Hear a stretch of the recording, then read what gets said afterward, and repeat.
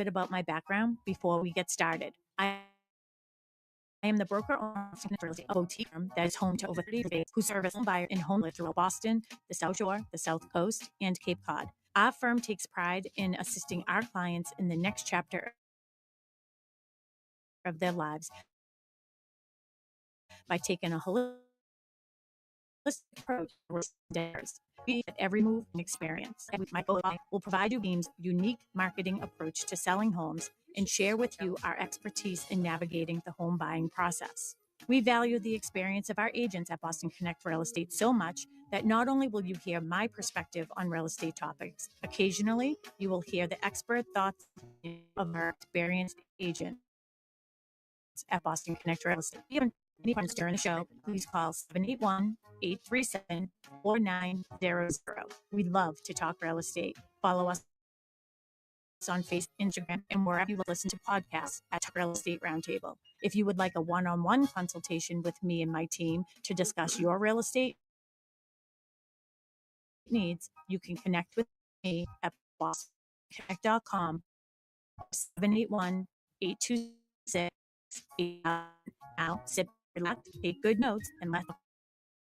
Here's the Sharon McNamara, of course, Talk Real Estate Roundtable, and here we are, 2026. Let's see if we remember how to do that. How do we do this? It's blah. So I have been out and about and did a little vacation and all kinds of different things happening in my life. So December went in a blink. Yeah. Sort of glad about it. Get those holidays behind us. Looking forward to 2026. Yeah. My word is embrace. Did you come with one? No, I didn't. All right, can you work on it? My word. No, I'm embrace. If you want to buy, I mean, I have all the pictures and stuff, so you can do. You have, my arms up like that in the sand. We made that in Jamaica. I never tell anybody when I'm going away because I'm always afraid people will break in the house or something. It's so funny. I never say that you're away when you're like, I just say, oh, she's at an appointment or she's not, I can't make it. Can't make it. Yep, she can't make it. No one will ever know. Never. And back, and I can tell you all about my vacation. But I have to say, Happy New Year to the one and only Tim McKinney. Good morning. That's the brother I don't know about. Good morning, Sharon. Happy New Year. Happy New Year to you too. Yes. My mom just texted me and said, "Sounds like your word is procrastination." Because I haven't heard yet. Thanks, Mom. Oh, that's a good one, Mom. That's a really good one. Yeah, she's fun. I know she had a little funny side to her on Saturday mornings. Oh yeah. Yeah. But what was I talking to you about the other day? And you're like, I bet my mom watches it. Oh, the ugliest homes in America. Do you watch Ugliest Homes in America, Mom? She'll text me. It's crazy. It's a funny show. Like, I want to be that girl. Like, I want that show for me. Have you seen Tim? I haven't seen it, but the host I love. She is hysterical. I saw her in Good Girls. Okay. I didn't know if she was a comedian or. I think she's a comedian, but yeah, she's a good time. I've never seen it. Oh, she is a riot, and I just want to be her. I'm like, I could do that. Just the clip when she's talking to the lady saying, "Do you cry a lot?" Says, I do. I do. It's like, oh no. I do, yeah. And she's like so afraid of. Yeah, she's really, really a riot. I should have her on this show. Yes. And, I'm gonna reach out. So much fun. Yeah, I'm gonna reach out to her and just say, "We'll have to watch beforehand, man." Yeah, my mom says she does watch, and whoever we're talking about is hysterical. She's literally hysterical. Yeah, and I could go on there with my, my singing. I bet you should do it when people like nobody has an ugly. Going to people and they're like, "Oh, my neighbor's house because of this." My is better than that house that you show me a comp for, and it's like I'm showing burnt construction. Your house is like an antique. Yeah, you can't even shut the door because it's so off balance. The comedian's name is Retta. Yes, Retta. We should remember that because of Teresa Roths. Her daughter's name is Retta. Yes, Teresa, Retta. Good friend of mine in the industry. actually works here at Boston Connect Real Estate. Yeah. So she's great. And her daughter's name is Greta. She's funny. Oh, so Does funny. Retta drive a Jetta? Maybe she Possibly. should. Maybe she should. Maybe Yeah. to be funny. She does. Yeah, she really is a hoot. She truly is. Anyways, enough about promoting her. Let's promote us. Yeah, So, let's promote us. It is Yeah. a new year, and I'm excited. I have a good feeling about this year. I do too, for all aspects of it. So I think I may have talked on the show that I did, my dad did pass. Yes. Yeah. So I did talk about that and let you into my world that way. And, Mark and I did our vacation at the end of the year, into the new year. We left Christmas morning and we went to Jamaica. We were thinking about going to Aruba, which or someplace else, but we thought, hey, why don't we go there and support them with tourism because they had the hurricane October 28th. The island on the grill side, it's still intact.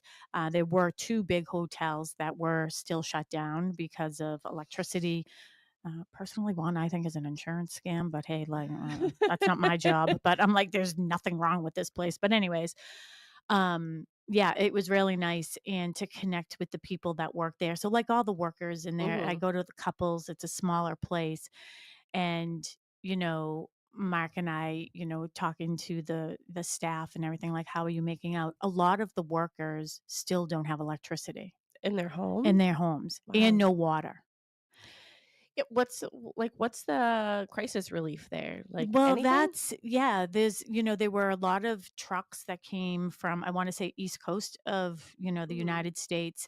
I think there were like 1,500 linemen that went over there to help, because one whole side of the island, more towards like Montego Bay, I think, in that area, it like swept through there and just all the lines went down. And of course, they don't have the infrastructure we do with underground wires and things like that. Yeah.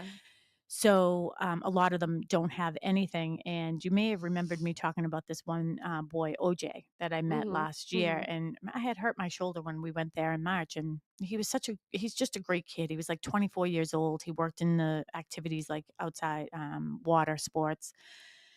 And I decided to go snorkeling one day and he's like, I'm going to come with you. So he like stayed. He was just a good kid. And, you know, I had been talking to him and he had sent me a video right after the hurricane and his apartment was destroyed. And when I tell you these people are, I have to say one thing about Jamaican people, resilient. I'm 100% resilient. And it was very eye opening, for us where we come from a place of no want, right? Right. Well, we Yeah. really don't want for anything. And they're like, we would ask, like, how did you make out in the storm? And like their eyes would fill up and they'd be like, I lost everything, but, I'll rebuild. I got my life. I have my life. I have my life. And that's all they said. So they were just so sweet. So, it's a no tipping place. The couples, they prefer that you don't do tipping, but Mark and I don't follow the rules. Yeah. So, I got you buy ones from me. yeah, buy ones from you and but they're just so appreciative, you know what I mean? You just leave them $5 on the table after breakfast or dinner or whatever, and you have to sort of cuff it to them. Yeah. Yeah, I felt like Whoop. I was secretive. Doing Yeah. a little deal there. Yeah. I'm cuffing you the money, but you're not giving me anything in return. I don't, Yeah. So yeah, it was really nice to get away and rest. And one of the things I said is I didn't realize how stressed I have been for the last couple of years until I wasn't stressed anymore. So you may hear a little, I don't know, little step in my voice. Little pep in your voice. Little pep in my voice. Yeah. The other thing too is I did right before in the beginning of December, I guess it was maybe like the end of it was right after Thanksgiving. I started going back to Medi weight loss. So remember I did that previously. It's like a keto type thing, you know what I mean? Like cutting out sugar and and carbs and staying on track with journaling and doing all that stuff. So I have been doing that and I'm down 11 pounds. Wow. Isn't that fantastic? And you went on vacation, the holidays and everything, and you're still down 11 And pounds. That's awesome. even on vacation, I lost like 3 pounds, which was great because, the good news was they had a lot of fish there and I'm not like really a big fish eater. Yeah. So, but I just stayed away from the bread and I didn't drink. So like, there you go. There you go. That's my problem. That's awesome. Yeah. So shout out to Medi Weight Loss and I go to the one in Plymouth. So they're great. and Yeah. I get my I know B12 shot. you do love your mini weight loss. I do. Well, they give me B12 shot, like, and for Yeah. my thalassemia minor, it like gives me a little energy. Maybe Ooh, that's the pep in that's your my boost. voice. Yeah, that's your little pep this There's week. a little pep in my She got a voice. Yeah. what is it? B12? B12. B12 shot. Yeah, There you B12. go. I think it's, yeah. So anyways. So anyhow, Anyways, what are we talking about today? Now let's get back on track. Sorry for I just wanted to fill everybody in. I took 5 minutes to do that. That's where my life is and that's where I am. And things Yeah. are great and wonderful. And I'm looking forward to 2026. Yeah. Like I said, I think it's going to be a great year. I mean, just based off of the conversations, we're only about 2 weeks or so into the year, but Mm. having great conversations with our agents and just feeling that energy shift from and after December. I don't know if it's just the start of the new year and everyone just feels like, okay, it's a fresh start, Reinvigorated. reinvigorated. Maybe that could be somebody else's word. Yeah. The office. Reinvigorated. People are excited. I think something pipeline and just ready to kick off the year Yeah. strong. So you do a class every Friday here at the office. Mm-hmm. And it's a group of us that come together and sort of learn from each other, learn from you. You work really hard on your agenda and all these things to sort of motivate and teach our agents certain things in the industry. And I know you spent the year off, you talked about that, but, that shifted to sellers. And I think that that's the reason why we chose our topic today is our focus right now is sellers and the inventory that we have and how can we boost that. Because there's more for sellers, that means those sellers can turn into buyers, and that's what we would love to see. Yeah.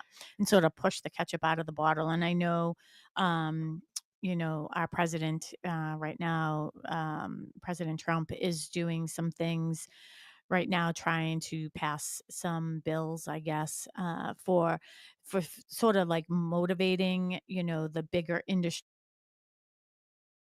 like the big um,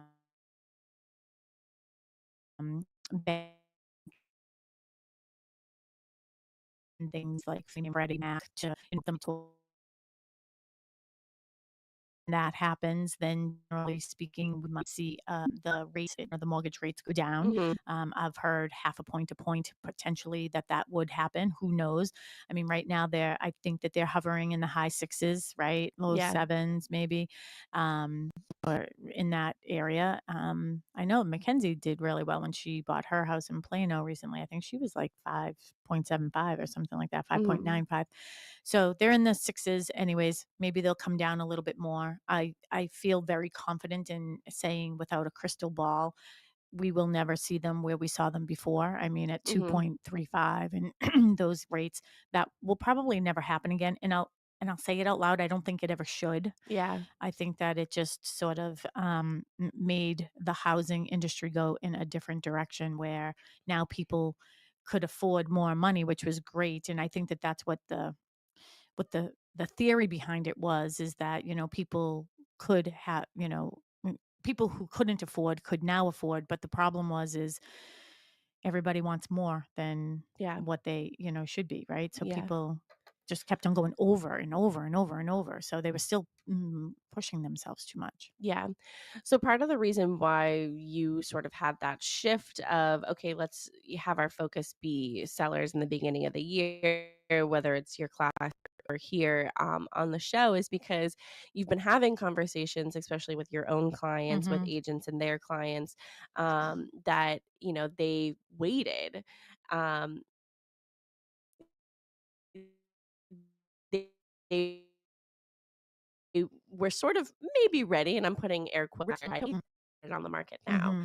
So I think that we will see sort of trickling inventory coming on in the And next that couple of already, weeks. yeah, I already see. I mean, it was the hot sheet that I look at every day. I'm seeing a lot of new inventory right now. Yeah. And just based off of the conversation, even with your own clients or even with some of our agents of, why why did people wait until now? And also, we've always said, okay, spring market starts Monday after Super Bowl, but this year it seems to be a little bit earlier than that. Yeah, and I think that's sort of something like historically that we're sort of seeing because spring market used to be April, May, that people would be think, "Oh, I'm ready for the spring market." And they would always think about, the daffodils coming up and the tulips coming up and all that and like are looking a little bit better and those are the indicator that spring market is here. Um it's the first Monday after Super Bowl Sunday, January 8th, February. So February 9th would be that, okay, it's spring market.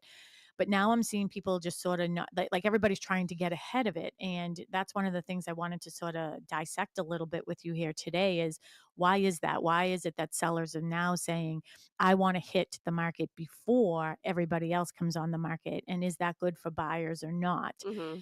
So, and like I said, I look at a hot sheet every day. So that comes through MLS and I've created it for like all like my surrounding towns. And I can see what's new, what's gone under agreement or contingent under agreement, what's sold. And I've been seeing a lot of new inventory Mm-hmm. coming on the market.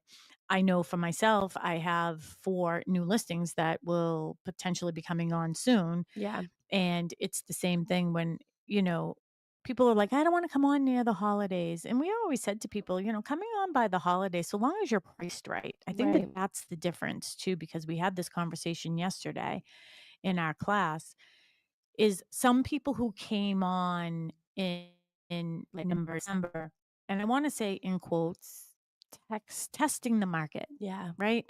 But you can't really test a market that might potentially be testing you, one, and I've said that many a times. But I think that, when it's near the holidays, people will be like, oh, I'll just wait. But if you Yeah. priced it correctly during that time, those are the houses that sold.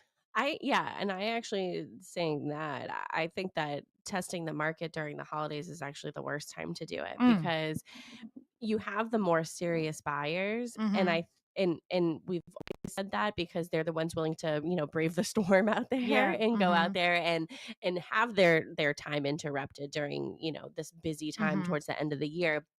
And I think that it is probably the worst time to test the market because eh, I think the market, like you just said, would be testing the Mm-hmm. seller because if if I was a buyer and I only like wanted to I don't want to waste my time. Mm-hmm. During that time frame, I don't want to waste my time looking at something that I know is overpriced and, Mm-hmm. potentially the seller is not going to budge or Mm-hmm. anything like that, not being able to negotiate. And I just don't want to waste my time doing that. So I'm Mm-hmm. going to, find something that's within my budget and is priced accordingly. Mm-hmm. And I think that yeah, that's probably the worst time to sort of test the market in a sense. It's interesting because as you're talking, I'm thinking about that slide I have that says, like, the value of your house is not what I want, what I need, and what I have to have. Mhm. It's what somebody is willing to pay for it. And one of the things, like, what's so different in the industry, again, remember, this is what my 24th year in the industry. There's been a lot of changes, especially when it comes to technology. And the reason why you can't test a market and why we say it this way, you can't test a market that's testing you, you can't test a market that's probably smarter than you Yeah. because buyers are smart. Buyers have all of that information in their hand. It isn't like they have to depend on, a real estate agent to give them what the comps were. Now, one of the most interesting factors for me was when I was in Dallas, in Texas, and Mackenzie bought her house, and there are several other houses there. Utah is one of them too. They're I might have to think of the word but the non something states, but they don't tell the price, the sale price. Nobody knows the sale price. You can't go on to Zillow and find the sale price of Mackenzie's home right now. Oh. So they're I'll think of the word. Oh, Yeah. that's interesting. Yeah. So, Yes. but that makes it, for the real estate agent, you're in a much different position than we are here because our buyers are pretty much on top of it. They know they can go on to Zillow, they can go on to realtor.com, they can go anywhere they want and find the sold prices of houses, right? And we can too. In those states that can't, the general consumer cannot. So they have to depend on the real estate agent more to get that Huh. information for them I out wonder of what. I MLS. wonder why.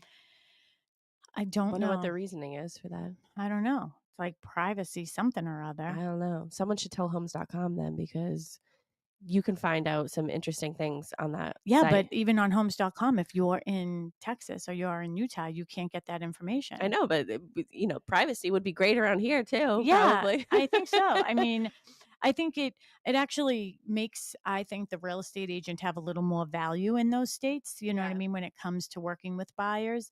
But my point to my clients that are thinking about selling right now, and this show is focused on home sellers, I say to them, you like, oh, well, people will say, let's just put it on the market for this and just see if somebody bites. It just doesn't work that way. Doesn't work It that hasn't way. worked that way for years, by Yeah. the way, because buyer's agents, my job as a buyer's agent is to say, all right, this is how much this house is on the market. These are the comps for this house.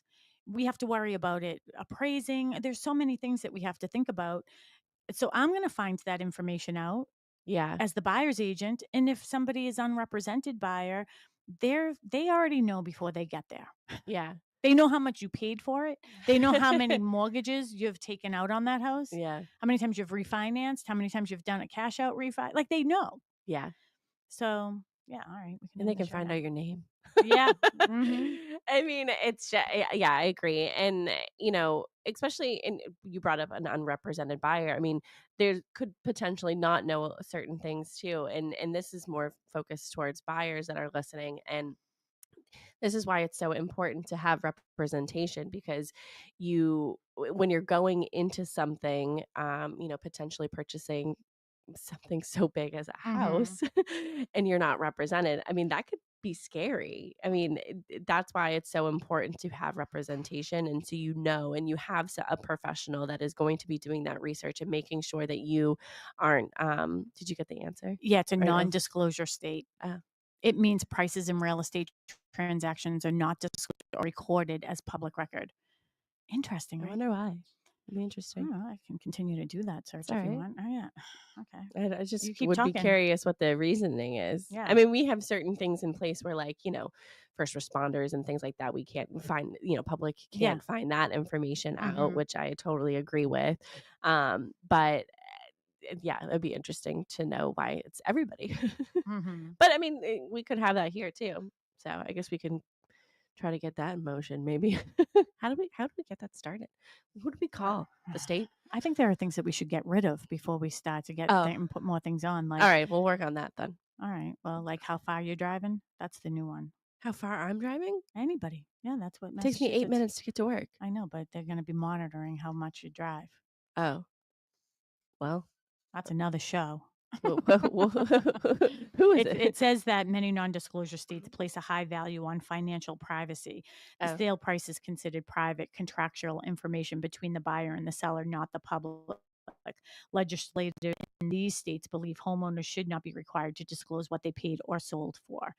And I think I agree with that too. I don't really think it's anybody's business, especially when you come into like situations where we did have, when people are overbidding on a house. And that's where I come as like a buyer's agent, and I'll tell people, all right, here are the comps on this house. We're looking at a 4-bedroom colonial on a cul-de-sac in this condition. It has, AC, a garage, all the things, right? yeah. And we're looking in the same town, same type of neighborhood, same style of house. Like we're comparing apples to apples, right? Hmm. And when you put those side by side, that's where I find out what the value of the house is. But if that neighborhood, or if the person I'm working with really wants to be in that neighborhood, they're like, my brother lives right down the street. I really want to be in the same neighborhood as my brother. We help each other with the kids, blah, blah, blah, blah, blah, whatever the reason is. That's emotional value. We've discussed this many a Hmm. times here. Hmm. I can't gauge that. So that's really up to the buyers to decide. So when people say to me, let's just put the house on the market and let's let somebody like throw me an offer. No, just put your house where it should be and let them decide how much they want it with emotional value. Yeah. And you can say no. Yeah, and you can say no. One of the other things too, as you were talking, some of the things that I was thinking about is the people who did come on the market, maybe like November, late November, December, and if they were priced too high, because houses that are priced accurately are the ones selling. It doesn't mean we're underpricing houses. So stop saying it, stop thinking it, stop even assuming it. Mm-hmm. I am not saying underprice your house. I'm saying put it on the market for the range to which I'm telling you that the value of your house is based on other similar comps. Yeah. That's why when I do CMAs, you know this, Mm-hmm. I bring people right into the office. I bring up MLS. I show them the criteria and boop, this is everything that pops up. Now you tell me why you think that your house has the same value of this house, Yeah. right? So it's Well, easy to do. well, you've been having that conversation recently with a couple people of, Mhm. sort of getting them to come around to your understanding of what their value is, and Mhm. trying to get them to understand what it is. And I think at the end they go, "Oh, Mm. yeah, you're Mhm. right." And you're in your head, you're probably like, "Yeah, I know. Yeah. And it only told me I've been doing this for a million years." yeah, and the thing is what I love about doing what I do when it comes to pricing houses is numbers are numbers. Like there's there's no really fluctuation for me, and I know that anybody can make numbers do anything. That's why Yeah. I don't particularly like statistics like I'm the number one agent here and I'm the number one this and like Number one in what? yeah, and Yeah. it just doesn't matter to me. I don't gauge success by a number. I gauge it by how happy my clients are, first of all.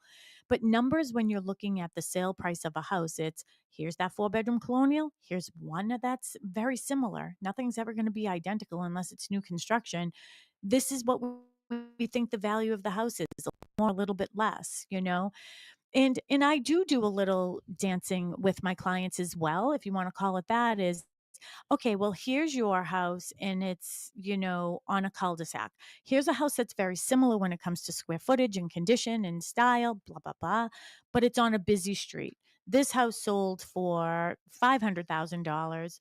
Yours is very similar, but on a cul-de-sac. Well, maybe we can go up a little bit. You know what I Mm-hmm. mean? Just based on some of those variables. Mm-hmm. Or maybe you have the two-car attached garage and another one doesn't. Okay, we'll give you a little bit more. But like we're not giving you hundreds of $1,000s more. Right. The only person that's going to offer you $100,000 more for your house is the person that wants to have it badly. Right. Yeah. I want to do this segment here. So, why now might be the right time to list your home? So, we were going to do a show.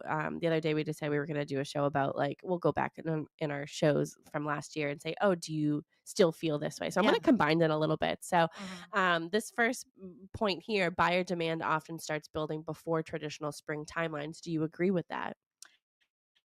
I do. I think when it comes like to the holidays and things like that, that people are with their family and their friends and it's like, "Oh, have you found a house yet?" You know Yeah. what I mean? That conversation happens.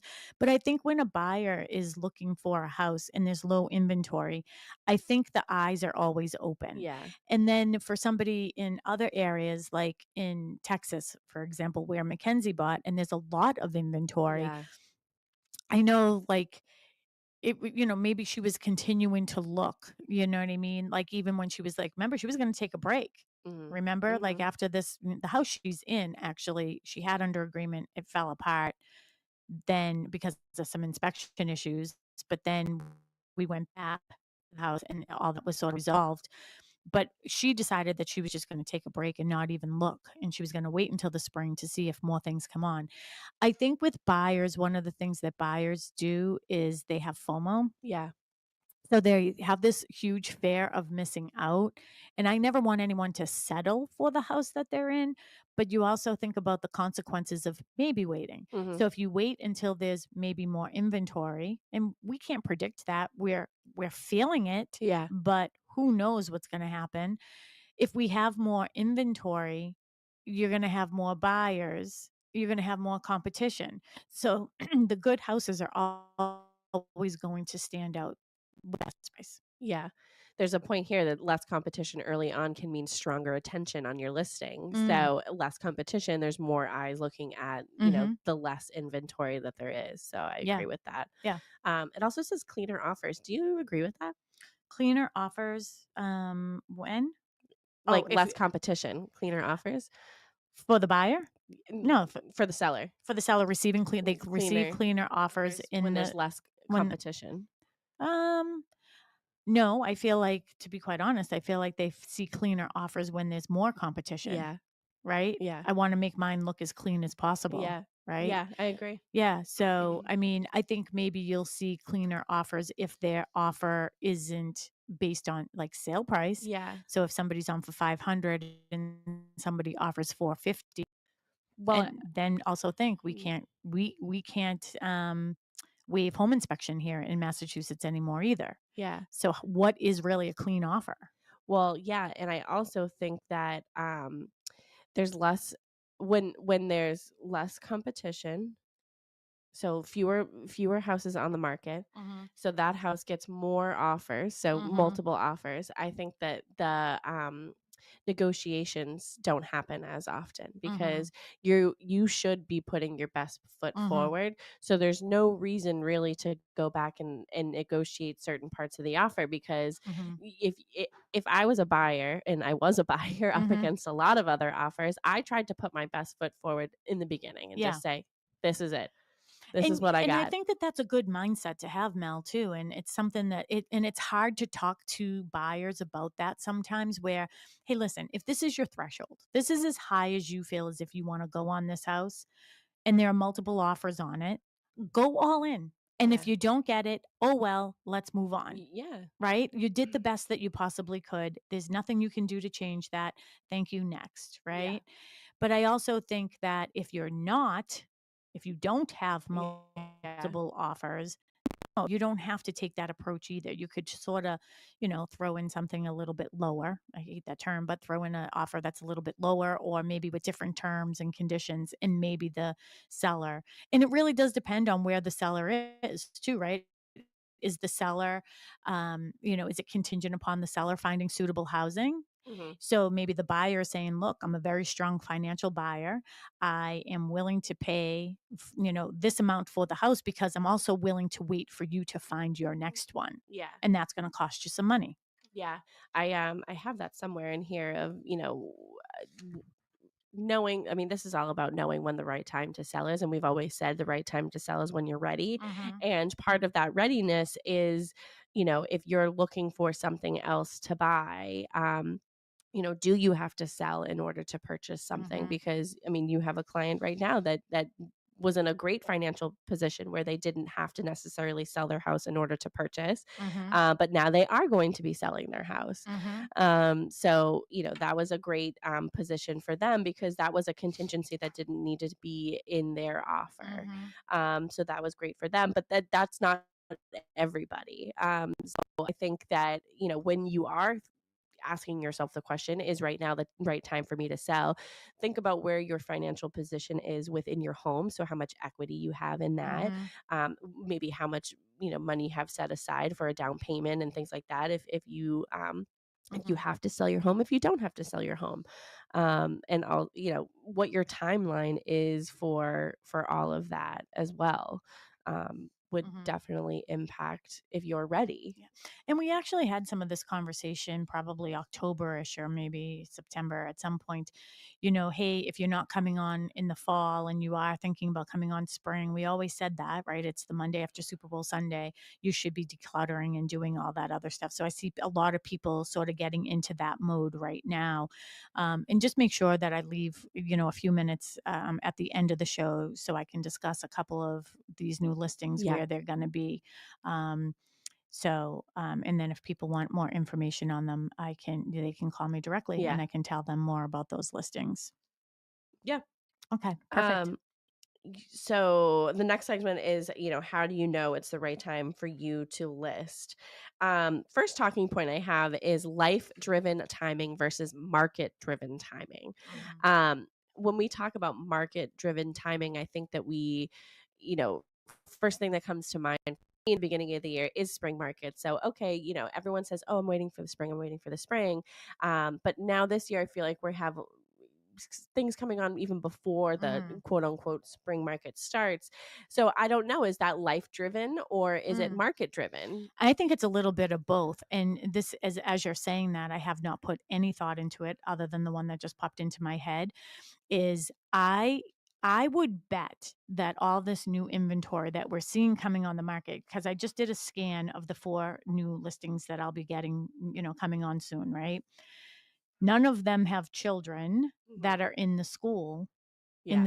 system. So they're not thinking, because generally speaking, when we get a listing or when you're buying a house, you're going to be closing within 30 to 45 days, maybe 60 days, right? So people are trying to back that out in the calendar. Kids get out of school at the end of June, mid-June.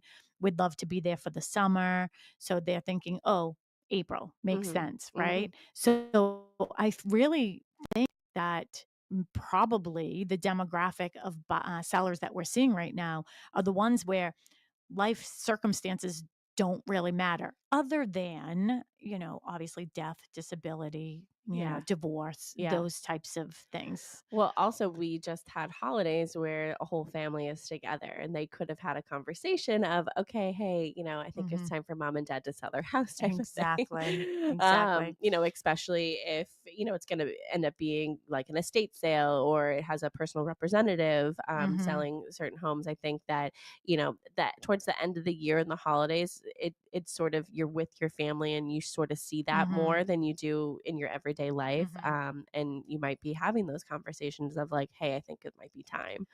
One of the things too, I scribble little notes as you're talking and sort of backtracking a little bit when we were talking about houses that did come on the market in like November, December. This conversation came up in our class yesterday. And I want buyers to understand something too, is lean into your buyer's agent. We've told people who are listening over and over again the importance of having a buyer's agent. You know what I mean? You want your representation for that.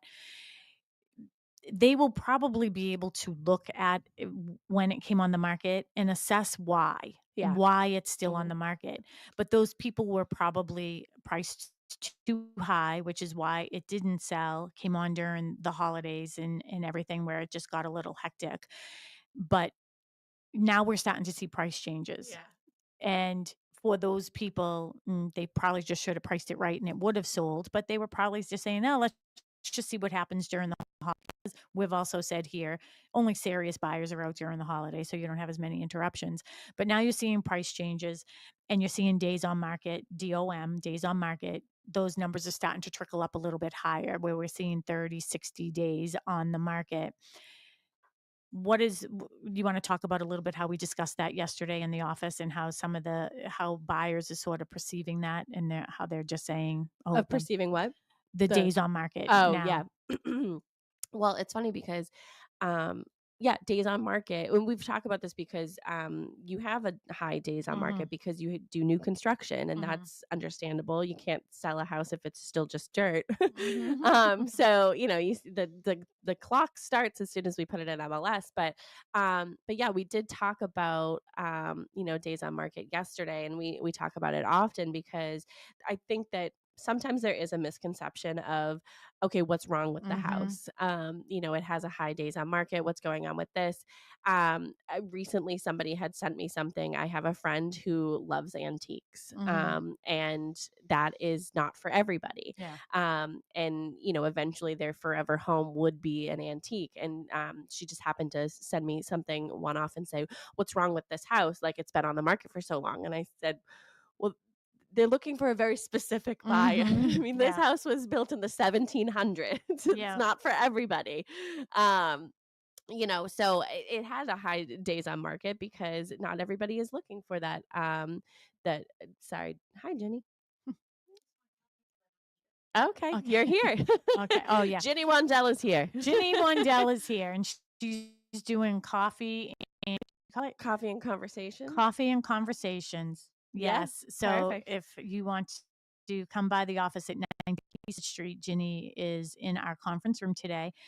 So if you are thinking about buying or selling a home, Ginny is here. And Ginny Wandell, of course, is a full-time real estate agent here at Boston Connect Real Estate. She's been with me since the beginning, 15 years now. Yeah. And I was her buyer's agent. Did you know that? I think so. Yeah, at one point I was. So she's downstairs in the conference room, and I think that this is, hey, you don't know where you can go until you know where you are. So this is something else I brought up to Ginny yesterday too, is, put it out there that you can do like a flash. I thought I called it like flash dating, Yeah. where somebody can come in, just give her your address, and she can put MLS up, look at all the comps with you. You can tell her the condition of your house. She can give you a general estimate of the value of your house. Now, if you want something more specific than that, then you would definitely have her come out to the house and look at those, look at that, look at the house. But she can give you a general idea. Don't always trust what the algorithms on Zillow and Realtor.com are telling you. They don't go in your house. They don't know if you're on the water. They're basically using tax information for that. I'm laughing because we did this the other days for our own house. And we're like, oh, I wonder what our estimates are. Yeah. I feel like yours was great. I feel like mine was low. Yours was low. I was like, no, there's no way. Yeah. Bump that up a little bit or a lot. But nobody has an ugly baby, Nobody right? has an ugly baby. I know. Well, I think potentially I might have an ugly baby. But I'm like, wow, if I could get that, I'm putting it on tomorrow. But then we have nowhere to go. Then you have nowhere to go. Yeah. A common problem. But back to days on market. So again, like it's almost sort of like the first question people have is like, oh, what's wrong with this? But let's backtrack a little bit to the beginning of the show. Pricing your house accordingly is so crucial. It's so because crucial. people are going to ask that question, what's wrong with your house? I know. And I wish that there was I'm going to have to do a little research more on this, and maybe ChatGPT can help me.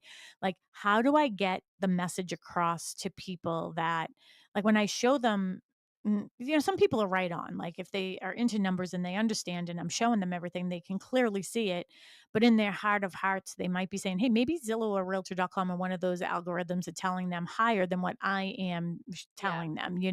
It's really hard to trust me as a real estate agent, because here's the thing. Listen, I've been doing this so long. I'm going to bump into all of you at, Stop and Shop or the Big Y, which is going to be across the street from us. We can't wait for that. For the people who know what I look like, you're going to see me. If you hear me talking, I get that. Or I'm not ducking in the produce aisle because somebody feels as if I did something unethical, right? So my job is to tell you what I feel market value of your house is. It isn't what I think or feel, to be quite honest. It's what the numbers are saying, and that's what we go off of. And I think that that's a good foundation for somebody to put their house on the market. Let the market then go up from that amount. Yeah. If somebody wants to pay $100,000 more, then let them. Yeah. Even if it's 50,000, whatever it is, it's all going to be on circumstance and why that house is most important to buyers. But you definitely have to price it right to begin with. Yeah.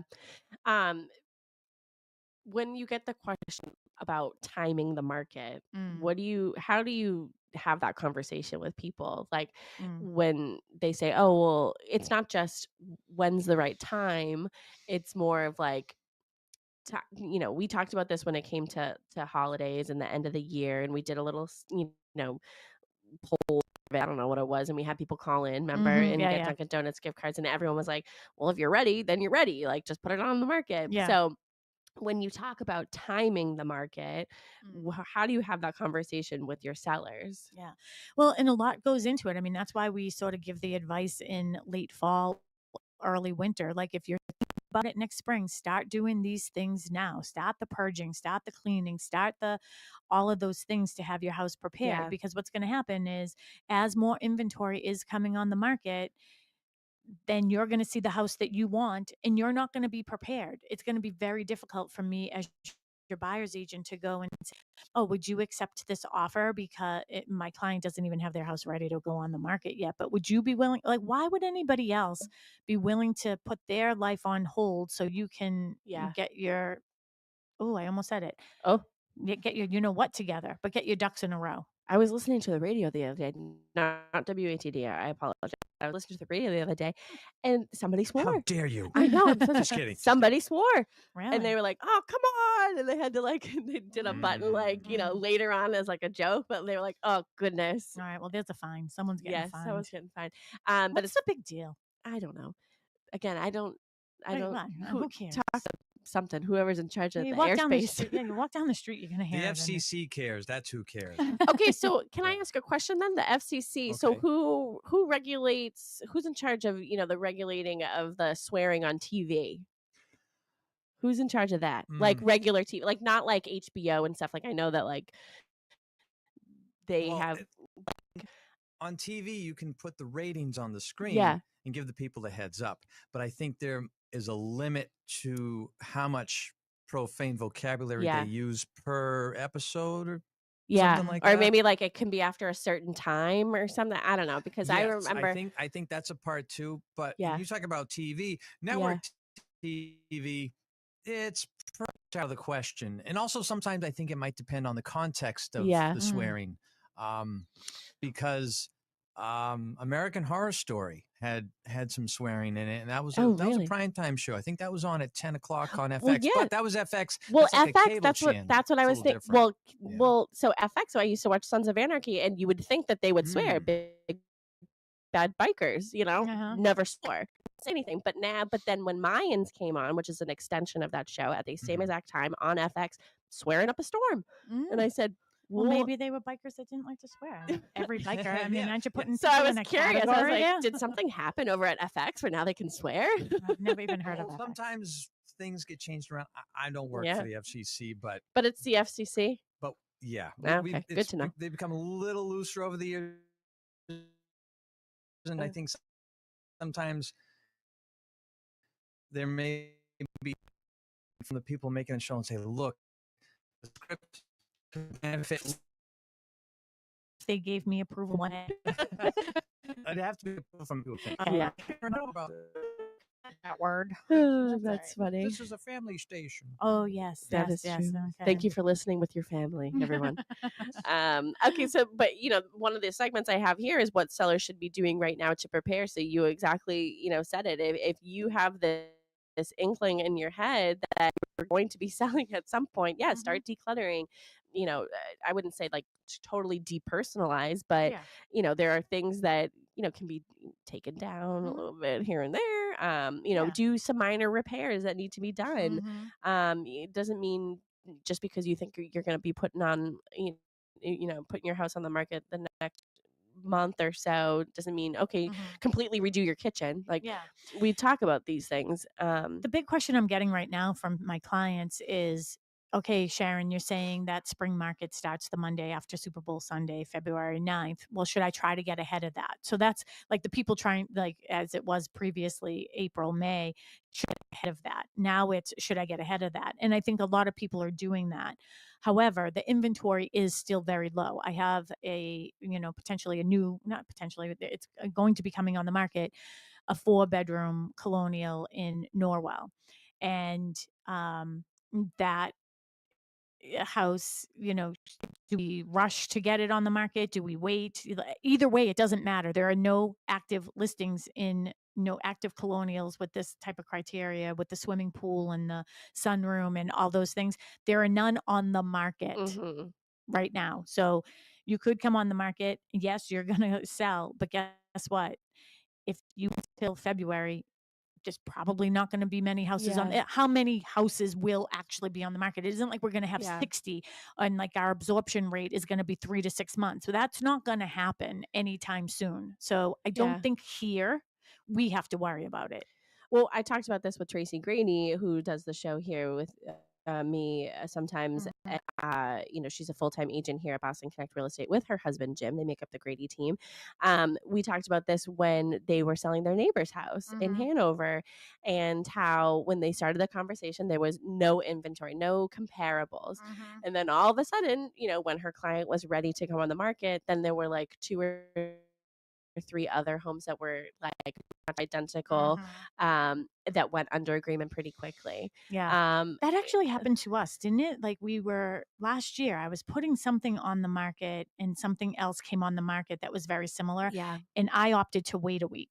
Yeah. Let that house go under agreement because I felt like that house was going to be my competition anyways. Yeah. So I didn't want to put like my house to get sort of lost in that, the wave of that. I don't remember what house it was, but I do believe that no matter in certain areas, certain towns, certain neighborhoods, certain house styles, certain everything it isn't really going to matter. I think that there is, a bum for every seat. Yeah. Is what to say, Yeah. because the FCC won't let me say the other word.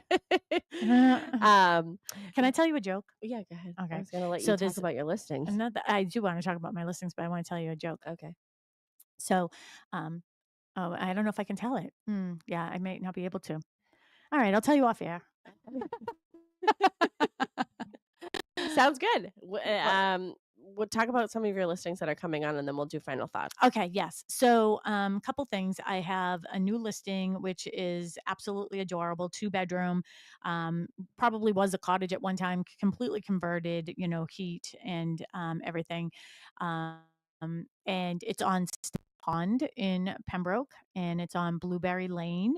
So if you are looking for direct waterfront on a fully recreational pond, I would say one of the cleanest ponds in Pembroke. And it's, I know that Wampatuck and Oldham Pond is recreational too, and I think that that's a great as well. But that's a little more activity because there's the public side of that, the public beach and everything. This is very private to the homeowners. I mean, there are sections where you can, launch and splash, kayaks and things like that to go fishing, but very, very private, right? Yeah. It's near where you are. Oh, I was like, is that the one we got engaged on? You got engaged on Stetson Pond. Yeah. Okay. So that is coming on the market for $525, and we have photography going on there on Monday. We'll be doing some drone and video and everything. But if you want more information about that, again, it's a house. It's on Blueberry Lane, and it is $525, 2-bedroom. And year round, not just a pond, has a nice, big deck on the back and everything. Yeah. So Can't wait to functional, see you that can one. put a dock in and stuff if you want to do that too. And then again, if you're interested in the Norwell market, and you want to discuss with me an opportunity for a 4-bedroom colonial, and you can call me on that one as well. That's probably going to be $1.1 million is probably where that one is going to land. Swimming pool, beautiful sun deck, porch, sunroom, probably the best I've ever seen. I love it. I want one. And it's a 4-bedroom. It's nicely done, newer things like windows, door, like roof, like that. And those, I guess, are the ones that I'll talk about for now. Okay.